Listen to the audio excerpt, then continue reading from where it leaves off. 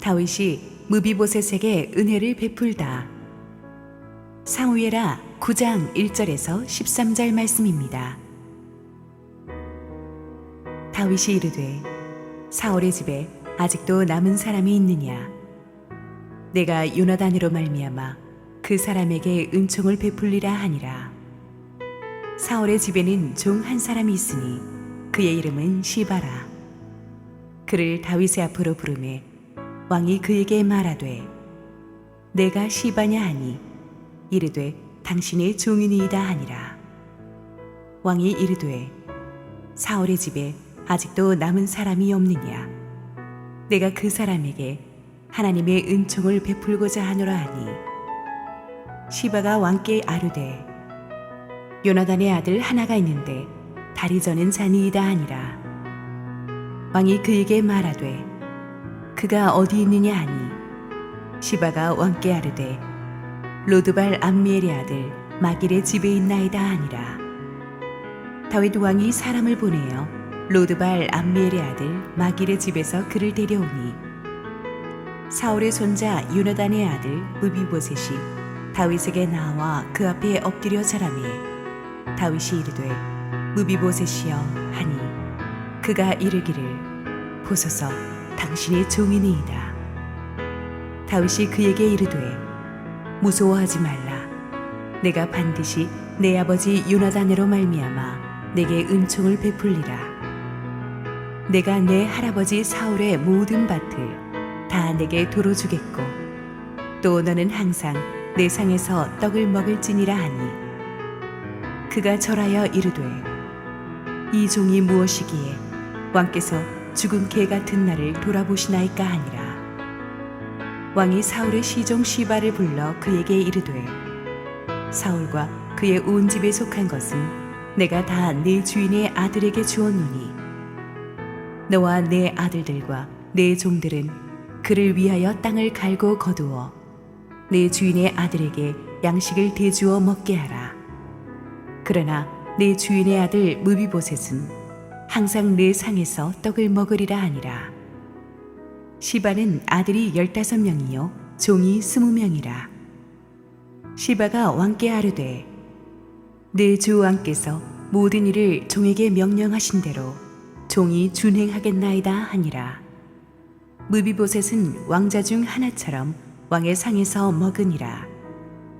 무비보셋에게 어린 아들 하나가 있으니 이름은 미가더라. 시바의 집에 사는 자마다 무비보셋의 종이 되니라. 무비보셋이 항상 왕의 상에서 먹으므로 예루살렘에 사니라. 그는 두 발을 다 절더라. 할렐루야. 우리 하나님께 감사와 영광의 박수 올려드리겠습니다. 축복된 주일 현장 예배 본당에서 또 여러 부속실에서 그리고 실시간 온라인 생방송으로 원근 각처에서 예배에 참여하고 계시는 국내 모든 우리 성도님들에게 하나님의 은혜가 넘치도록 임하기를 축원합니다. 우리 함께 기도하시고 말씀 보겠습니다. 사랑하는 아버지, 은혜를 감사합니다. 오늘도 부족한 종을 은혜의 휘장 뒤에 숨겨주시고 우리 주님 홀로 영광받아 주시옵소서. 예수님 이름으로 기도했습니다. 아멘. 지난주에 우리는 이스라엘을 통일한 다윗이 숨 돌릴 틈도 없이 주변 열강들과 정복 전쟁을 치르는 것을 보았습니다. 10여 년에 걸친 정복 전쟁은 하나같이 힘든 싸움들이었지만 하나님의 도우심으로 다윗은 다 기적 같은 승리를 거두었습니다. 그 10여 년에 걸친 정복 전쟁의 승리를 바탕으로 해서 이제 다윗은 통일 이스라엘 왕국을 단단한 이 기반 위에 세울 수 있었습니다. 사방의 적들을 평정한 뒤에 다윗은 비교적 한가하게 시간을 가질 수 있었고 그의 주변 일들도 정리할 만한 여유가 생겼습니다. 이때 하나님께서 다윗으로 하여금 까맣게 잊어버리고 있던 일 하나를 생각나게 하셨는데 이것은 구약 성경에 나오는 가장 감동적인 은혜의 스토리 중 하나로 됩니다. 본문의 시기는 아마 사울 부자가 블레셋과의 싸움에서 전사해서 다윗이 유다 왕으로 등극한 때부터 적어도 한 17년에서 18년은 지난 때입니다. 이때 다윗의 나이가 정복 전쟁을 거의 다 마무리한 다윗의 나이가 48세 한 49세쯤으로 추정이 되죠. 1절 읽습니다. 다윗이 이르되 사울의 집에 아직도 남은 사람이 있느냐? 내가 요나단으로 말미암아 그 사람에게 은총을 베풀리라 하니라. 다윗이 갑자기 사울의 집에 아직도 남은 사람이 있느냐고 말하니까 모든 신하들이 얼어붙은 듯 긴장했을 거예요. 왜냐하면 고대 근동에서는 보통 새 왕조가 들어서면은 후환을 없애기 위해서 이전 왕조의 왕손들은 전부 죽여버리거나 멀리 귀양 보내는 것이, 노예로 만들어 귀양 보내는 것이 관례였거든요. 하물며 사울은 10년이 넘게 다윗을 죽이려고 했던 왕입니다. 안 그래도 블레셋과의 전쟁에서 사울 왕 부자가 전사하고 남은 사울의 추종자들도 통일전쟁에서 다 몰락한 뒤로 이미 사울의 집안은 풍지박산이 났어요. 그런데 다윗이 새삼 다시 사울의 집안 얘기를 꺼내는 것은 다윗 왕이 이제 나머지 복수를 하려는 게 아닌가라는 생각도 들었을 것입니다. 근데 사람들이 다 자기 수준으로 남을 생각하죠. 그러나 다윗은 그런 사람이 아니었죠. 인자하게 웃으면서 자기의 본심을 밝힙니다. 내가 요나단으로 말미암아 그 사람에게 은총을 베풀려 한다. 요나단이라는 말을 듣는 순간 신하들이 안도의 한숨을 내쉬었습니다. 사울은 다윗에게 원수 같은 존재였지만 요나단은 다윗에게 생명보다 더한 친구였습니다. 그래서 요나단의 핏줄이 남아있다면 내가 은총을 베풀고 싶다는 거예요. 여기서 다윗이 쓴 은총이라는 단어는 하나님이 하나님의 백성에게 부어주시는 무조건적인 은혜를 가리킬 때 쓰는 단어입니다. 모든 명예와 단순한 사면이 아니고 모든 명예와 부를 복권시켜 주겠다는 뜻이죠. 그래서 다윗의 신하들은 사울의 핏줄이라는 말을 듣고 긴장했다가 이게 복수의 피바람인가라고 긴장했다가 요나단이라는 말을 듣고 이것은 진짜 은혜를 베푸시려는 것이구나 라고 안도의 한숨을 내쉬었습니다. 그렇습니다. 다윗의 20대 청년 시절부터 요나단은 정말 다윗의 생명과도 같은 친구였죠. 사실 골리앗을 쓰러뜨리고 다윗이 국가 최고의 스타로 부상했을 때 다음 왕이 적통 계승자인 요나단에게는 라이벌로 느껴질 수도 있었습니다. 그러나 요나단은 그런 걸 다 초월해서 다윗을 생명처럼 아끼고 오히려 보호해 주었어요. 오히려 사울 왕의 미움을 사서 다윗이 사방으로 쫓겨다닐 때 요나단이 결사적으로 개입해서 몇 번째 결정적인 위기의 순간에 다윗을 구해 주었었죠.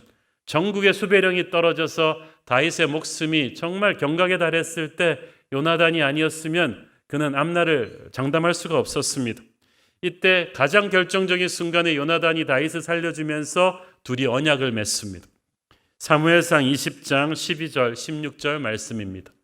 요나단이 다윗에게 이르되 이스라엘의 하나님 여호와께서 증언하시거니와 내가 내일이나 모레 이맘때에 내 아버지를 살펴서 너 다윗에게 대한 의향이 선하면 내가 사람을 보내어 네게 알리지 않겠느냐. 그러나 만일 내 아버지께서 너를 해치려 하는데도 내가 이 일을 네게 알려주어 너를 보내어 평안히 가게 하지 아니하면 여호와께서 나 요나단에게 벌을 내리시고 또 내리시기를 원하노라. 여호와께서 내 아버지와 함께 하신 것 같이 너와 함께 하시기를 원하노니.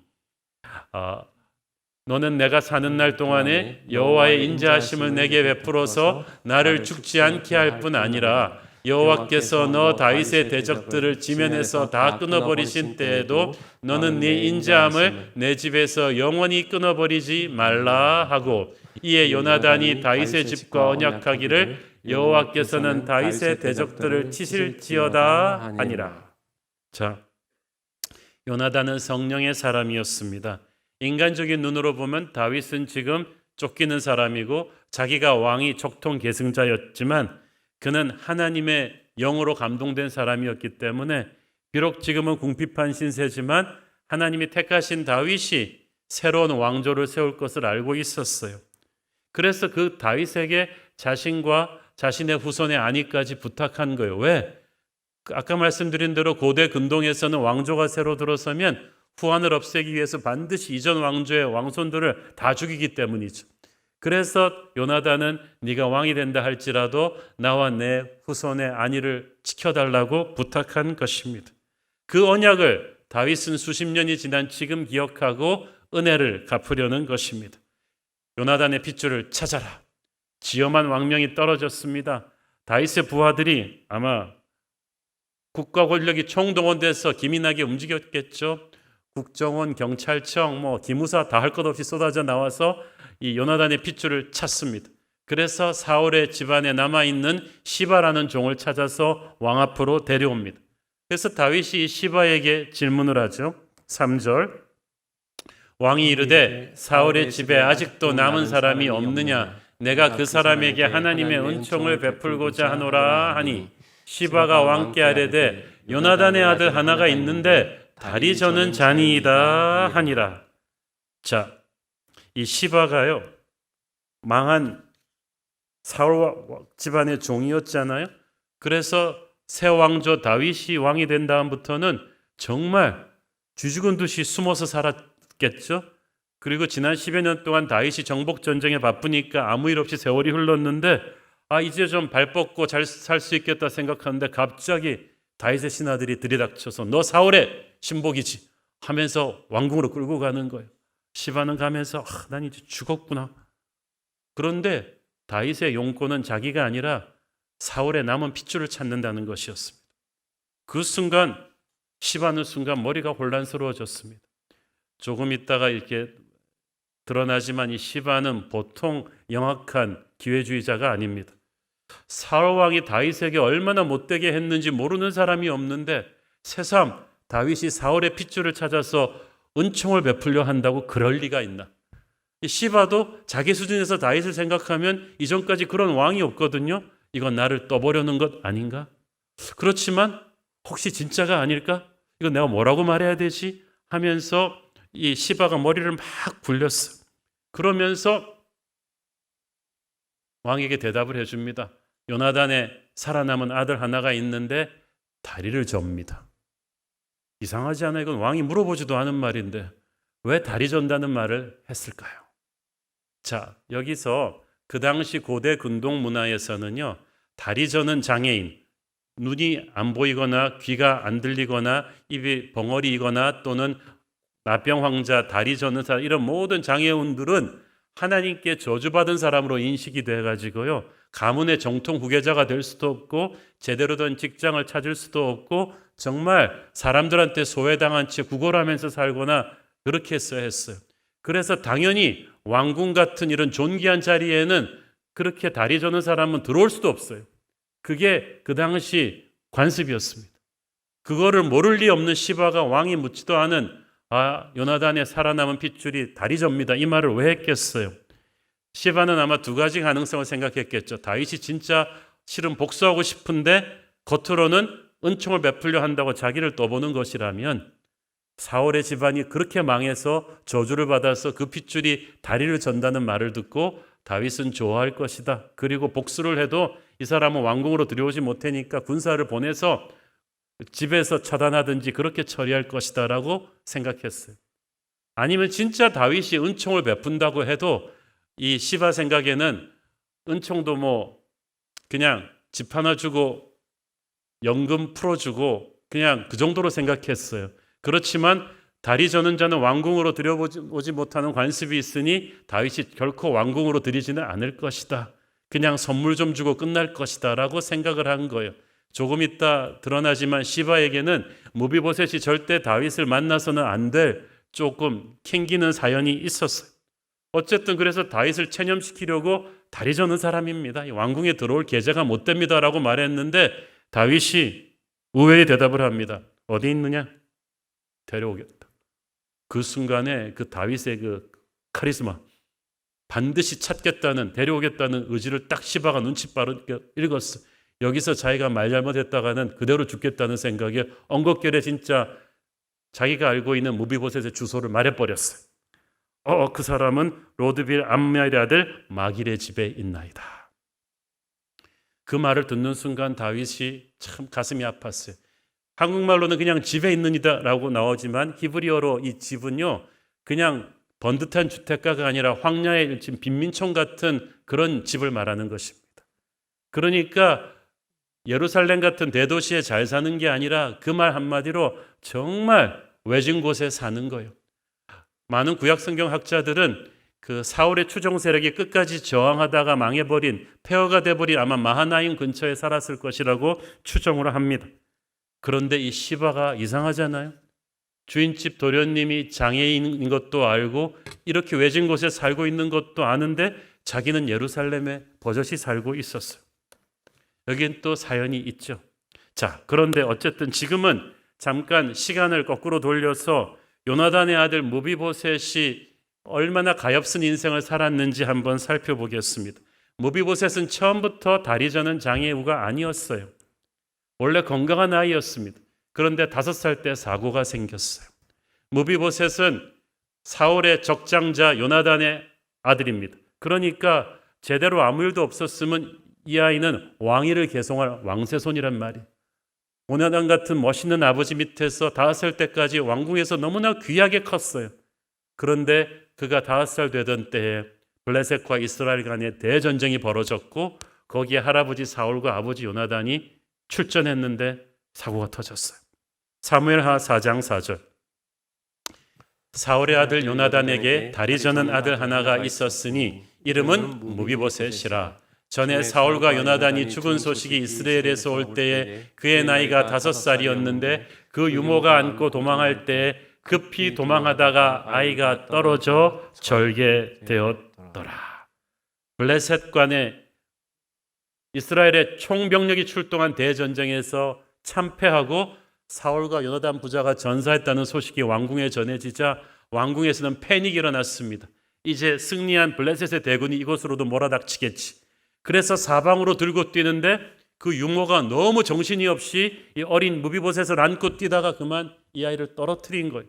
어떻게 떨어뜨렸는지 제가 보기에는 정형외과 선생님들은 알겠습니다만은 허리 부분, 엉덩이 부분이 잘못 떨어져서 이 아이가 2다리를 절개되는 장애인이 되고 말았어요. 정말 가엾게 되었죠.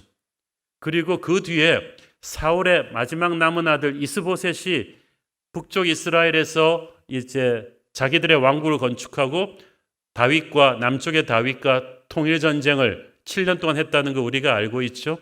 그러니까 그 사울의 남은 아들 이스보셋은 요나단의 핏줄 무비보셋의 삼촌이 됩니다. 근데 제가 볼 때 그 이스보셋이 자기 조카한테 잘해줬을 것 같지 않아요. 왜냐하면 수양대군한테 단종 같은 존재죠. 적장자를 놓고 다투기 때문에 그래서 잘해줬을 것 같지 않고 무비보셋은 그래서 그 눈치를 알고 삼촌으로부터도 좀 눈치를 보면서 숨어 살았을 것 같아요. 그리고 그 7년간의 내전이 다윗 쪽의 압승으로 끝나고 사울의 왕조는 완전히 망해버렸습니다. 그때부터 무비보셋은 더 처량하게 되었어요.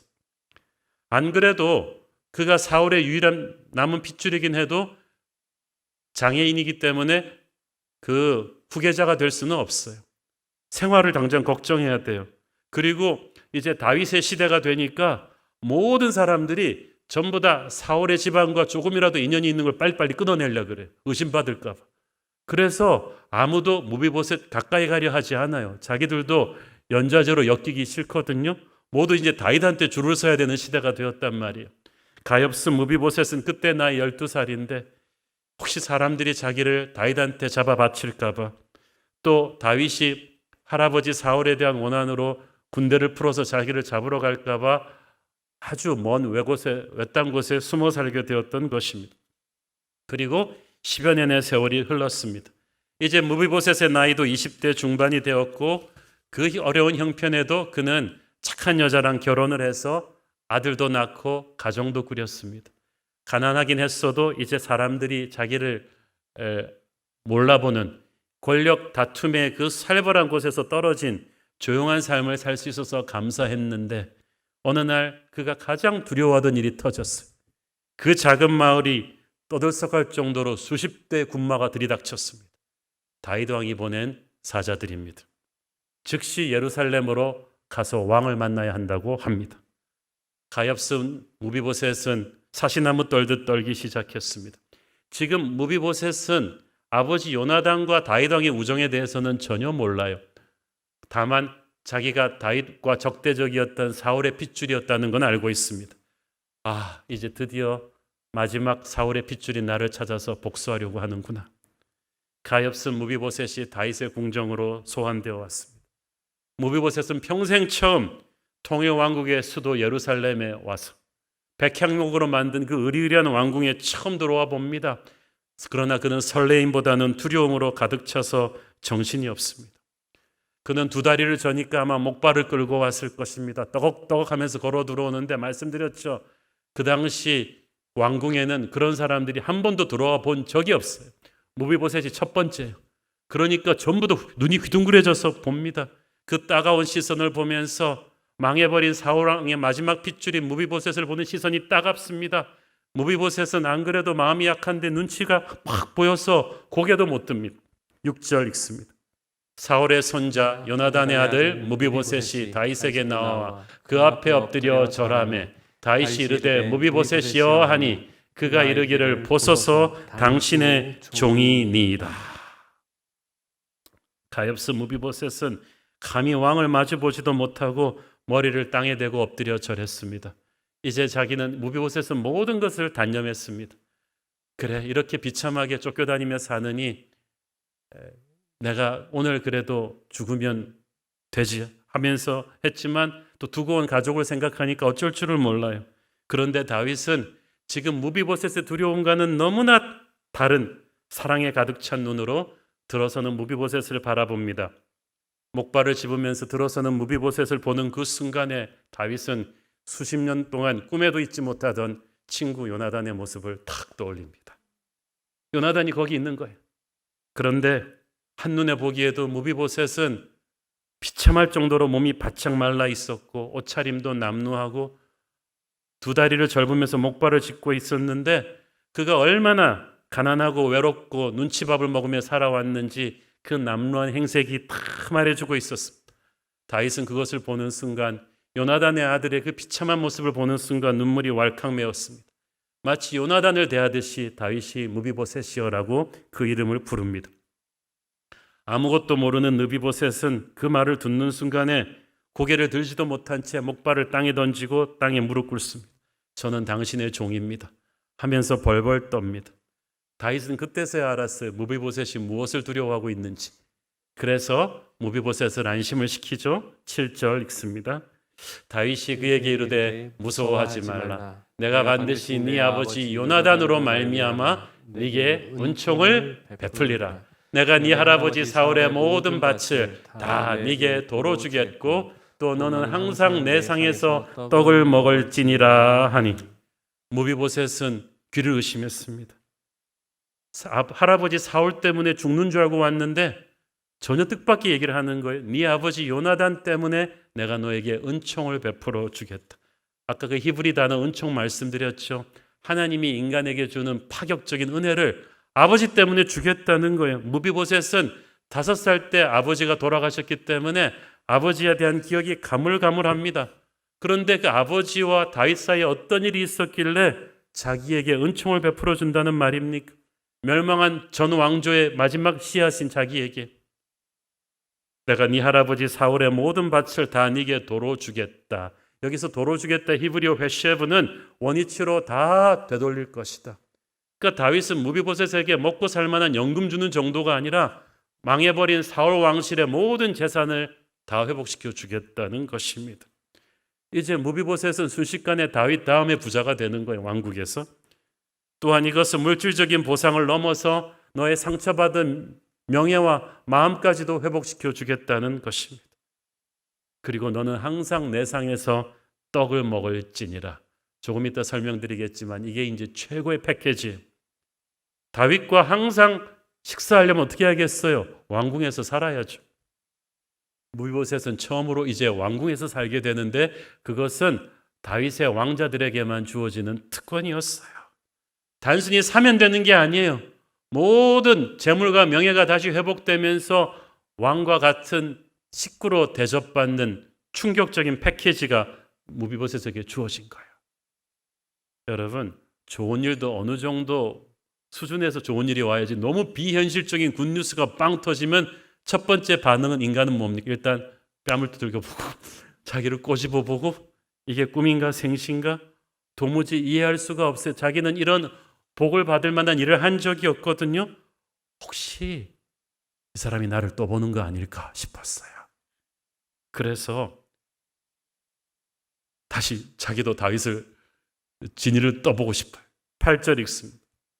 그가 절하여 이르되 이 종이 무엇이기에 왕께서 죽은 개 같은 나를 돌아보시니까 하니라. 죽은 개는 그 당시에 말할 수 있는 가장 자기를 비하시킨 단어예요.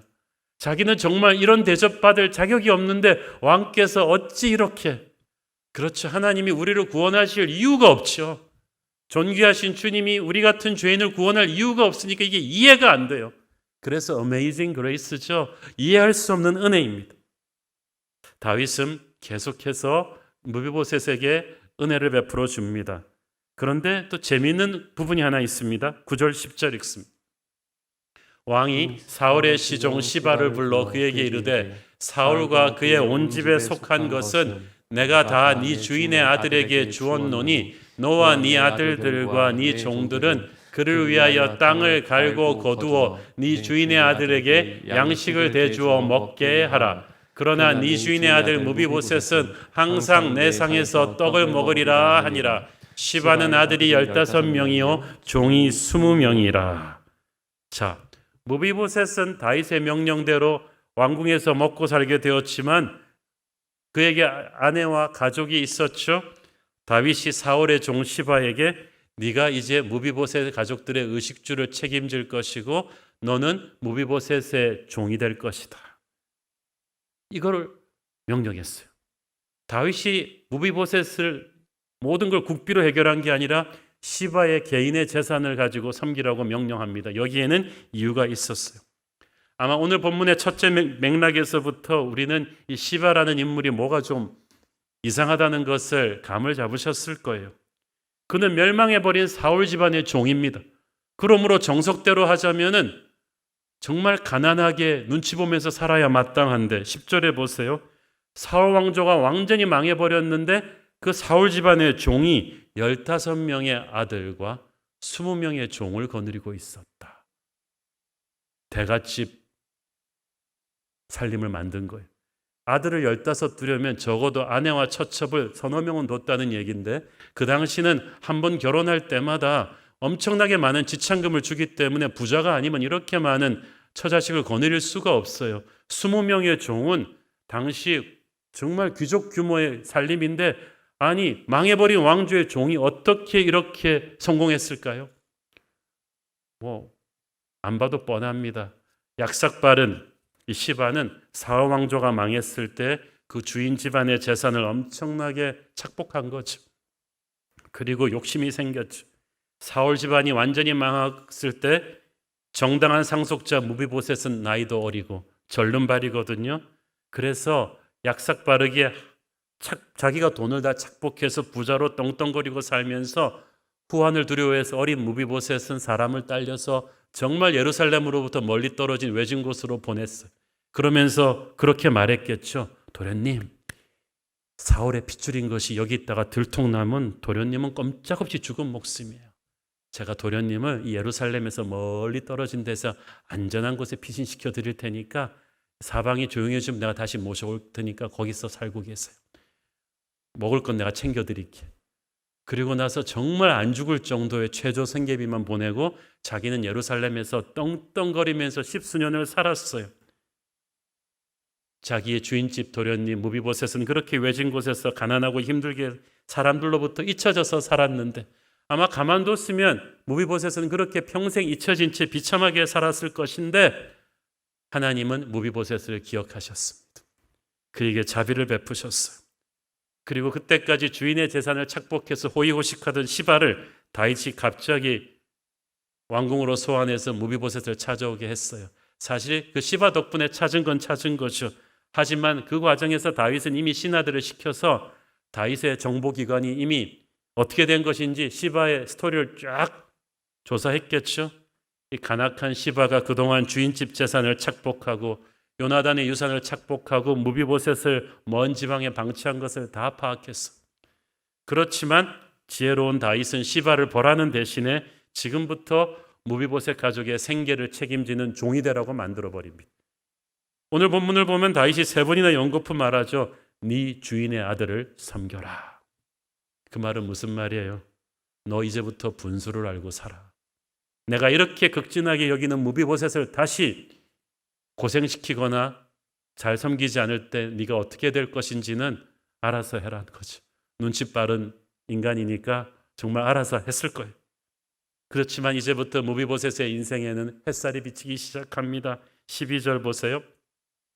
무비보셋에게 어린 아들 하나가 있으니 이름은 미가도라. 시바의 집에 사는 자마다 무비보셋의 종이 되니라. 시바는 이제 노력한 모든 것이 이제 무비보셋의 소유가 되었어요.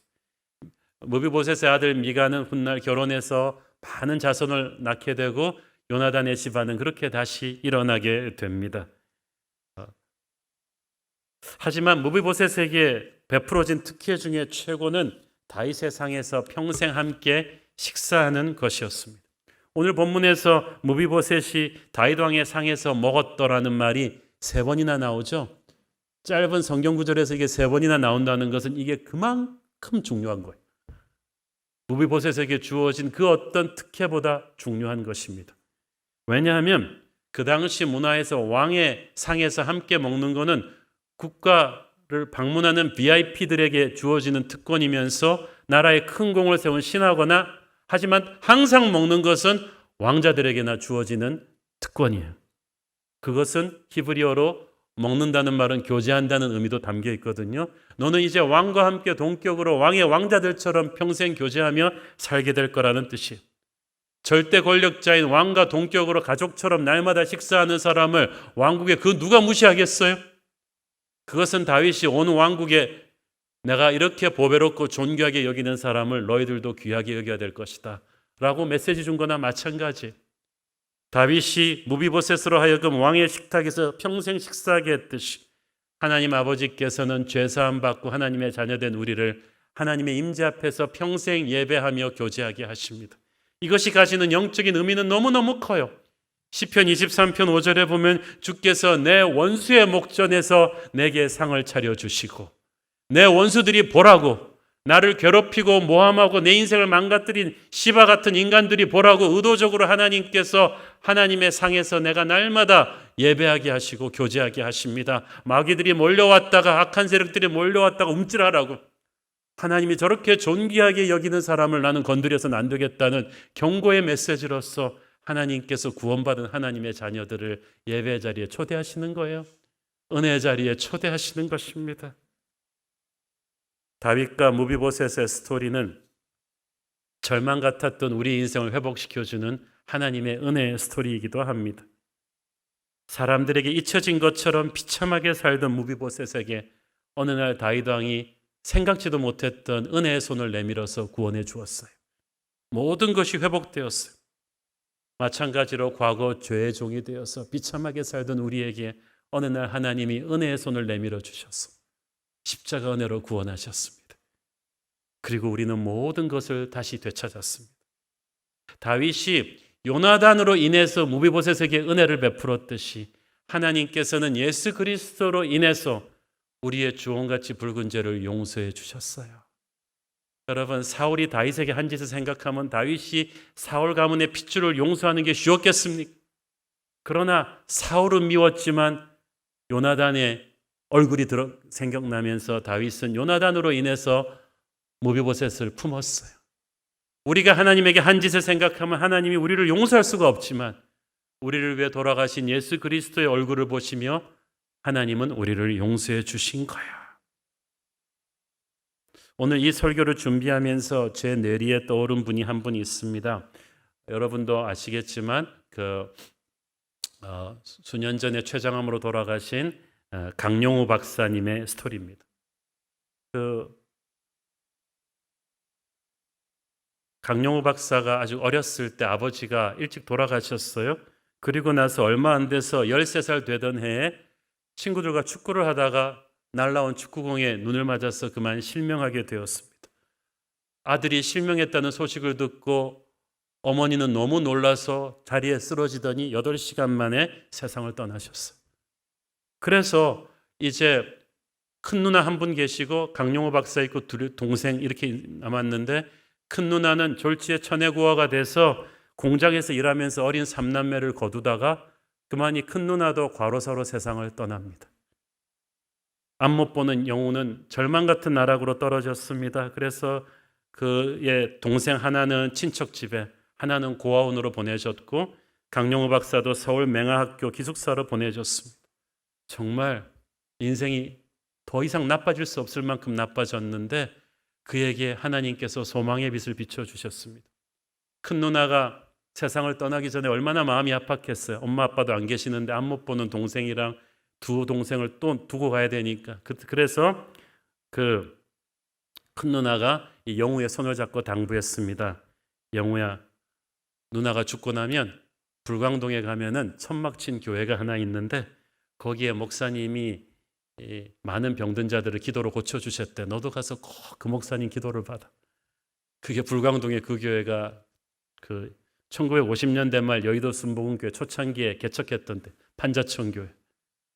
큰 누나가 그렇게 숨을 거둔 뒤에 어린 영우는 정말 그 조목사님한테 가서 기도를 받았는데 그래도 눈이 떠지지는 않았어요. 그런데 영의 눈이 뜨였어요. 하나님을 믿게 되었어요. 그리고 어린 영우에게 하나님의 말씀이 주어졌습니다. 너는 비록 앞을 못 보고 고아이지만 내가 지금부터 너와 함께 할 것이다. 앞으로 너는 많은 불쌍한 사람들에게 하나님의 영광을 나타내게 될 것이다. 그래서 어린 영우는 그 하나님의 말씀을 붙잡고 신앙으로 일어납니다. 끈질긴 노력 끝에 연세대 교육학과에 입학했고, 거기서 또 사랑하는 여인을 만나 결혼도 하게 되죠. 졸업 후에 한국에서 자리를 잡고 싶었지만 그게 안 돼서 장학금을 받고 미국 유학길에 올랐습니다. 4년 뒤에 그는 미국 피츠버그 대학에서 박사학위를 받는데 한국인 최초의 시각장애인 박사 강영우 씨. 그리고 그는 결혼해서 두 아들을 낳습니다. 강 박사는 그리고 그때부터 미국에서 정착하게 되는데 57세가 되던 해에 당시 한인 역사상 미국 공무원 최고 고위직이었던 백악관 국가장애위원회 정책차관보로 발탁됩니다. 그는 부시 대통령 부자와 아주 친근하게 지냈고 수많은 미국의 정재계 인사들과 우정을 맺었습니다. 그 후에 세계장애인협회 부회장 겸 루즈벨트 재단 고문이 되어 7억 명에 가까운 전 세계 장애인들을 섬기는 글로벌 리더로 섬기게 되죠. 강 박사의 두 아들 중 하나는 아빠처럼 앞 못 보는 분들을 도와주겠다고 안과 의사가 되었고, 그 다음 아들은 변호사가 되어서 백악관에서 오바마 전 대통령을 돕는 특별보좌관으로 일했습니다. 그래서 아버지는 부시 대통령, 아들은 오바마 대통령을 보좌하는, 부자가 미 대통령을 보좌하는 그런 고위직에 오릅니다. 그 뒤 강영우 박사는 수많은 세상의 절망적인 사람들에게 소망의 하나님을 전하는 간증을 하셨고, 안타깝게도 68세 나이에 췌장암으로 세상을 떠나셨지만 그는 자신의 장애는 저주가 아니라 축복이었음을 간증했습니다. 살다 보면 우리도 이렇게 자기 잘못이 아닌 남의 잘못으로, 아니 사고 같은 주변 상황 때문에 어쩔 수 없이 인생이 청천벽력 같은 나락으로 떨어지는 때가 있습니다. 강영우 박사가 어릴 때 축구공에 맞아서 실명한 것이 어디 그의 잘못이었겠습니까? 연거푸 부모님과 누나가 돌아가시고 동생들과 떨어져서 세상에 홀로 버려졌을 때 어찌 그의 잘못이었겠습니까? 오늘의 본문의 느비보셋도 그랬어요. 귀한 왕세 손으로 살던 5살짜리 아기가 아버지와 할아버지가 같은 날 전사하고 유모의 실수로 땅에 떨어지는 바람에 멀쩡하던 애가 불구가 된 것이 어디 그 잘못이었겠습니까? 그런데 몸이 불구가 된 것도 서러운데 망해버린 왕가의 그 후손이 되어서 모두가 가까이 하기를 꺼려가는 버림받은 존재가 되어서 20년 가까이 죽은 듯이 숨어서 살았습니다. 그런데 또 악한 종 시바의 농간으로 남은 아버지의 재산도 다 빼앗기고 가난하고 외롭게 잊혀진 채 그렇게 버려진 인생으로 끝나는가 싶었는데 하나님은 결코 그를 잊어버리지 않았습니다. 그를 찾아주셨어요. 잃어버린 모든 것을 다시 회복시켜 주셨고 교활한 꾀로 그를 괴롭혔던 시바는 다시 그의 종이 되게 하셨습니다. 세상이 그를 떨어뜨려서 인생을 망가뜨렸지만 하나님이 그를 기억하고 회복시켜 세워주셨어요. 아마 무비보셋의 평생 인생 찬양은 나 같은 죄인 살리신 주은혜 고마워가 아니었을까 생각합니다. 혹시 이 설교를 듣고 계신 여러분이나 여러분 주위 분들 가운데 무비보셋 같은 강영호 박사 같은 경험을 하신 분들이 있으십니까? 자기의 잘못이 아닌 누군가가 여러분의 인생을 땅에 떨어뜨려서 인생이 망가진 분이 계십니까? 그 와중에 시바 같은 악한 인간들까지 끼어들어서 여러분의 인생을 더 힘들게 한 적이 있었습니까? 그러나 어떤 악한 인간이 여러분의 인생을 땅에 떨어뜨리고 휘저어도 상관이 없습니다. 하나님의 기적 같은 은혜가 여러분을 회복시켰습니다. 결코 하나님의 은혜를 잊지 마십시오. 살아있는 하루하루가 은혜입니다. 혹시 지금 여러분의 인생이 그런 땅에 떨어진 것 같은 억울하고 외로운 아픔 속에 계신 분이 있다면 오늘 설교는 여러분의 것입니다.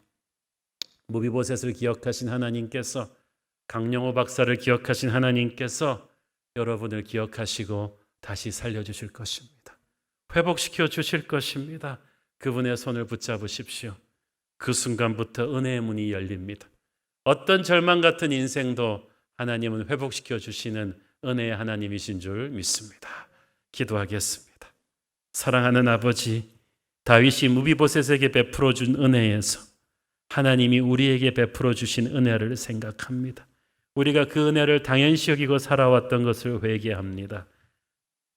깨지고 망가진 인생이었지만 하나님의 은혜로 회복되고 다시 빛나게 되었음을 감사합니다. 평생 이 은혜를 감사하고 간증하며 살게 하옵소서. 예수님 이름으로 기도했습니다. 아멘.